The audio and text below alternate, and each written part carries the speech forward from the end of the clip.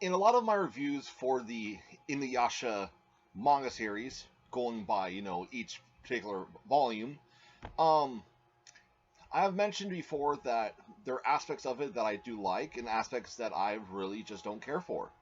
Aspects I don't care for, I believe I mentioned this in the past, would be the romantic relationship between Kikkyou and Inuyasha, or Inuyasha and Kagome.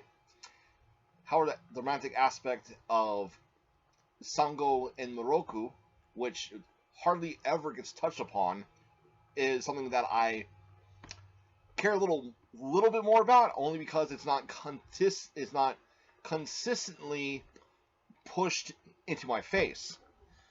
Unlike the triangle fuckery that seems to be the center of attention every, I would say, 2-3 volumes.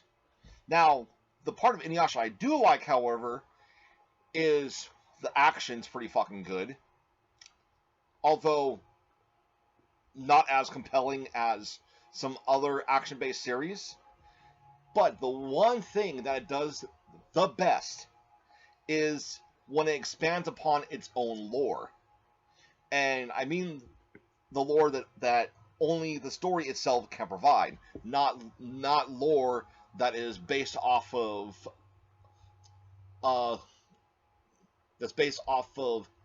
yokai lore from Japanese mythos.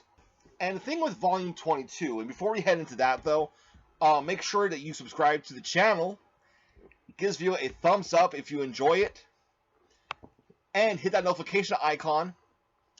That way, the bell is a ring-a-ding-dingin'. Also, why you should hit that thumbs up? Well, it lets people know that my content is decent enough to watch. And maybe it'll get an algorithm out there, and I can start picking up some more views. My views are really low, and it's probably because I have this as not suitable for children. It's probably why it's so damn low. But anyways, I digress. Whatever. I do that because I fucking cuss a lot, and I'm hard pressed to censor myself. So yeah, fuck it. But anyways, in this, we get more of Onigumo, and now we actually can separate Onigumo and Naraku as two separate entities. Before, it was kind of like, okay, Onigumo is Naraku, Naraku is Onigumo, but in actuality, Onigumo is a different being in his entirety than Naraku, because when Onigumo allowed all those yokai to basically infest into him, they essentially became a hive mind and pushed his subconscious way the fuck down there.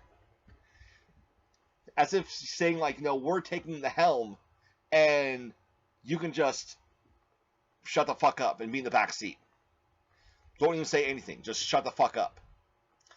In a sense, the manifestation of Naraku took over everything.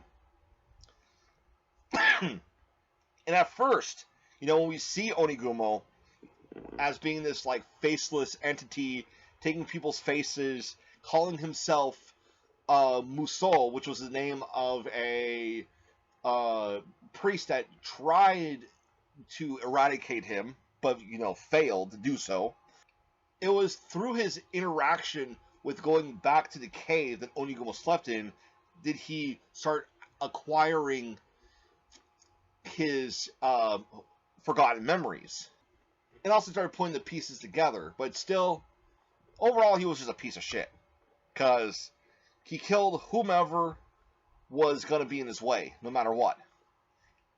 And the thing about this guy is that he's probably the only villain so far, aside from a few others, though, that has met the might of Inuyasha's blade, Tetsaiga, but has survived from it, although being sliced up into little pieces.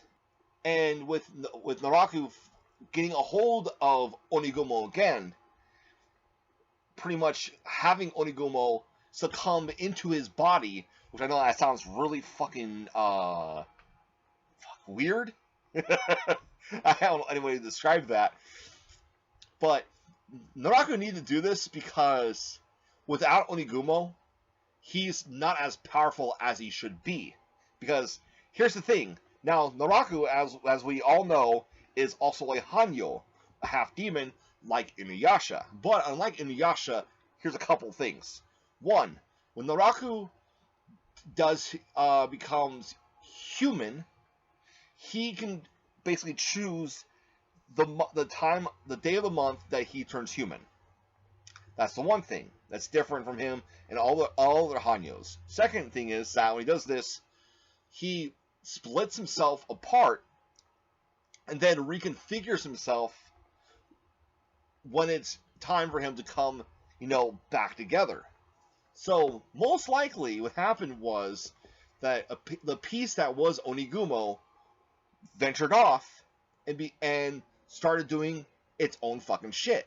So this Onigumo, aka Muso, is not exactly a child of Naraku.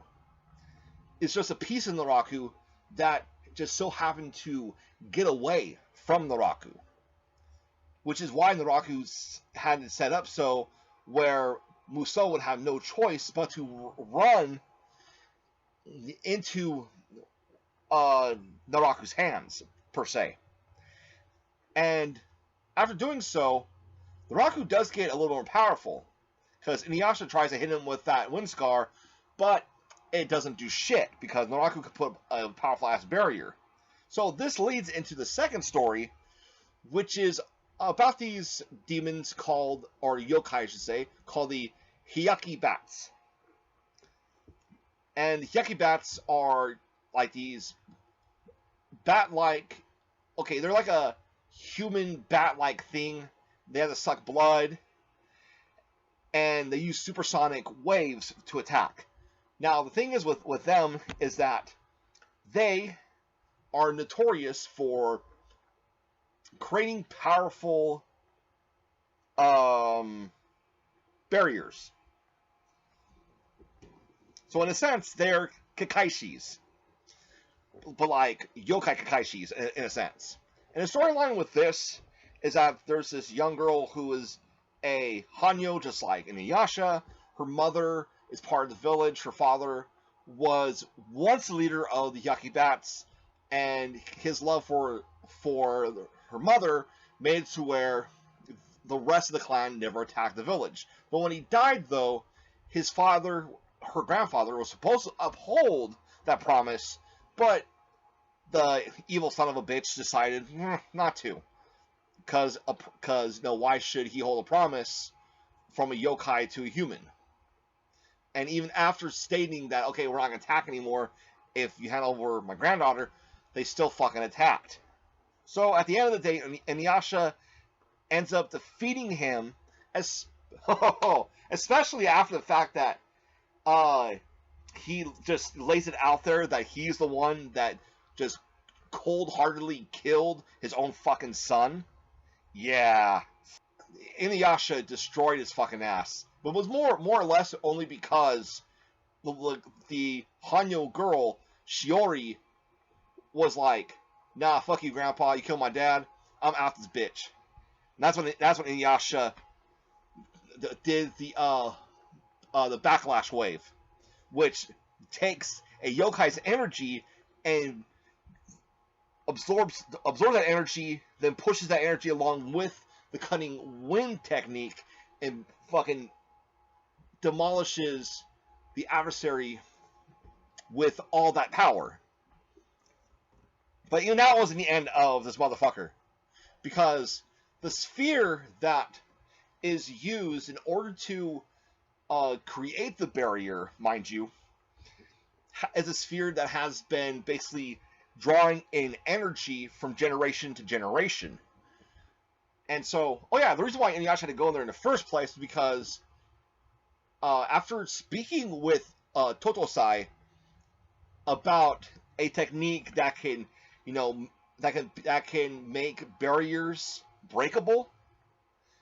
Miyoga the Flea is like, yo, if you kill a yokai with a powerful barrier energy, its blood will drip onto Tetsaiga, and Tetsaiga will absorb that energy.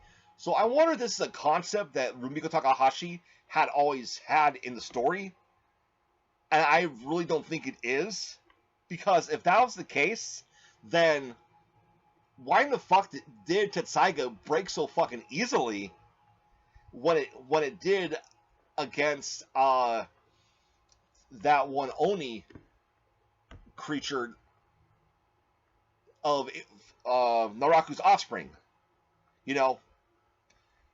So my guess is that this is something that she came up with on the fly. Or maybe, and I'm just thinking about this right now, maybe this is a aptitude that Inuyasha's Fang has, because the Tetsaiga now that Inuyasha is using is from his own Fang, and the one that got destroyed was his father's Fang. So maybe his father's Fang didn't have that kind of aptitude to it, but this one does. Could very well be that. But anyways, and at first Inuyasha thought he had to kill the girl, but nah, it turns out all he had to do was just break this fucking orb, and he does it. He breaks the fucking orb, and all the energy from the orbs gets sucked right into Tetsaiga, turning the blade red. Now, I don't know if this ever happened in the anime, because I'm pretty sure I'm way past where I was in the anime now. Yeah. All I do know is that I wonder if the blade is now going to be permanently red, or if the blade will only become red upon certain instances. Like, will the hue of when we see the blade again, will the blade have like a more darker tone to it because of the fact that it's supposed to be now a red blade and not a pure white blade instead? That I have no idea. And also, while reading this, I thought to myself, he was using the wind scar a fucking lot.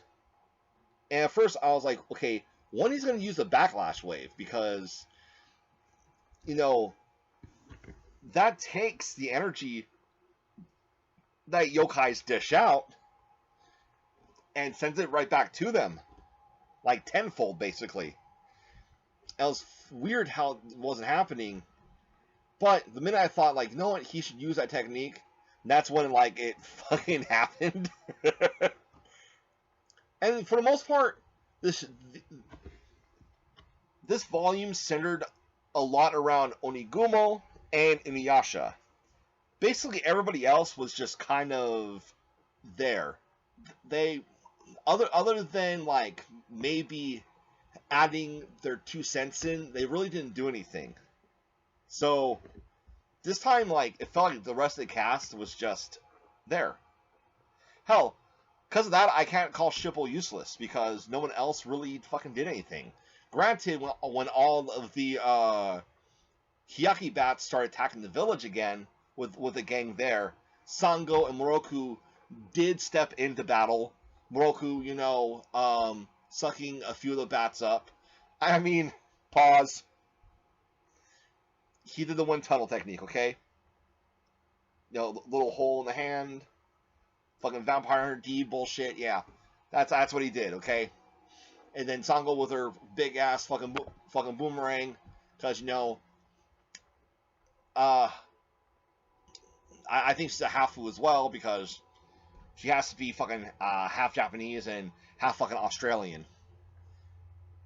Huh? That was probably a missed opportunity for the English dub. They should have gave her a fucking Australian accent, because she has a boomerang.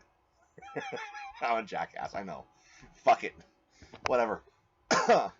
Alright, so, what do you guys think of Inuyasha Volume 22? Let me know in the comments down below. Thank you guys for watching. Hope you guys have a wonderful day. If you'd be so kind to subscribe to the channel, give this video a thumbs up. That way the algorithm knows that my content is worth watching. As well as hit that notification icon. Make sure that bell is a ring-a-ding-dingin'. And I will see you guys next time.